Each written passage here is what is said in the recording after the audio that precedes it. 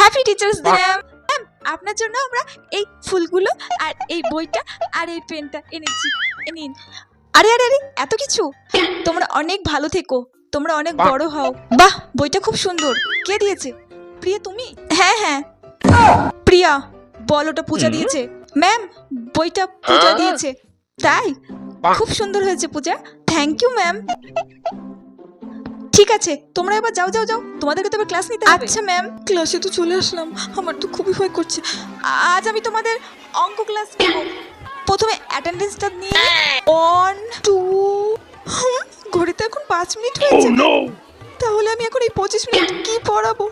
তোমরা লেসন 2 বের করো। মেঘা তো বলেছিল যে কে কি খেয়ে এসেছে, কার কি নাম, এগুলো জিজ্ঞাসা করতে, তাহলেই টাইমটা কেটে যাবে। না না না, বই পরে বের করবে। তোমরা আগে এই ফার্স্ট বেঞ্চ থেকে নাম বলা শুরু করো।